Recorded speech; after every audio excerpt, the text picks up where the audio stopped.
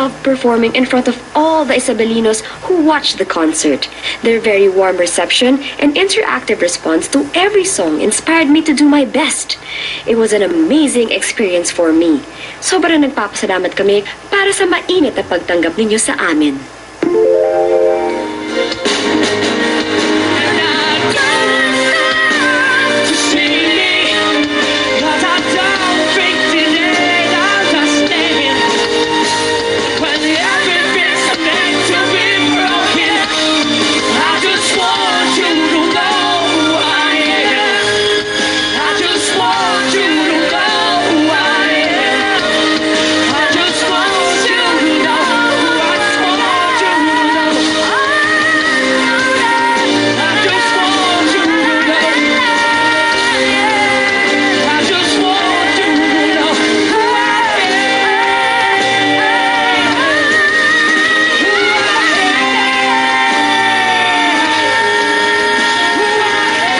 Siyempre, second time na ni Bamboo dito, so alam na namin kung gaano rin siya kagaling. The heart tells a different story. Tell it to me thrice. Still remember that first line. First line. It was such a beautiful life. In this life, I was so good. In this life, there was joy. So I wait for that lahat ng kanyang mga kasama rito, si Christine Bautista, si John Santos, si Bamboo, talaga namang wala kang masasabi. Talagang lalong gumanda at naging maayos yung kanyang binigay na nakasiyahan sa aming mga kababayan sa Linguyang Isabela.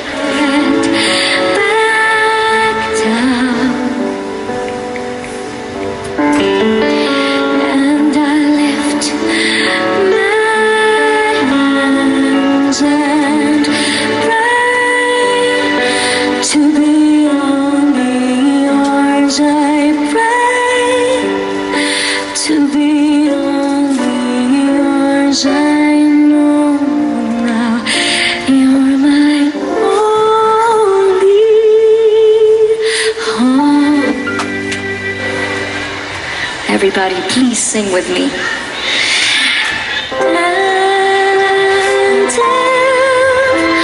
Forever's not enough for you. Please, Isabella, sing along. If you ask me to, there's nothing I won't do. Forever's not enough. Nako, grabe. Talaga namang yung mga kababayan namin pinasaya masyado ni Sarah Geronimo. Saka since last year talaga siya yung nire-request ng aming mga kababayan. Kaya naman pinilit namin at gawa ng paraan na makapunta siya rito.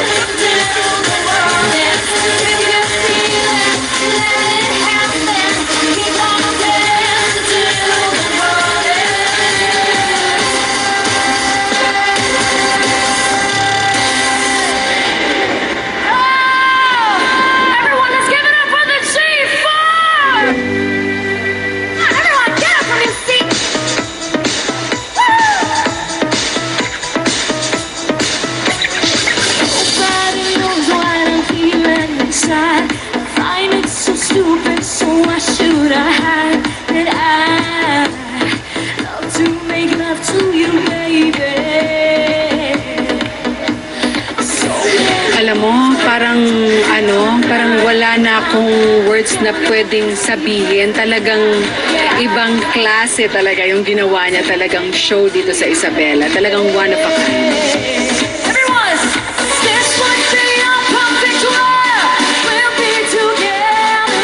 Nakita mo naman na talagang ang dami-daming mga umaten.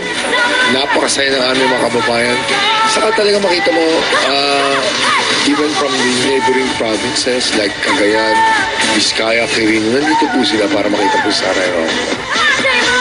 Wala po akong masabi. Napakagaling po talaga. Kumbaga, words cannot describe. Dapat po talaga makapunta yung mga tao at makadalo po.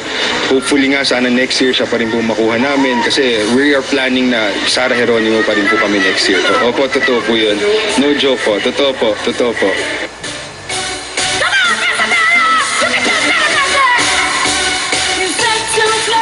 Sobrang saya ko, sinalubong ko sila. Talagang sabi ko, Isabela! Tapos tumakbo ako sa kanila. Tapos hindi ko lang in-expect na salubungin din nila ako.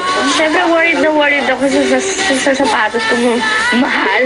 Sabi ko, tinanggal ko yung sapatos ko. Ako na lang, wag lang yung sapatos ko. Kasi gusto ko yung shoes ko na yun, yung white na beaded siya.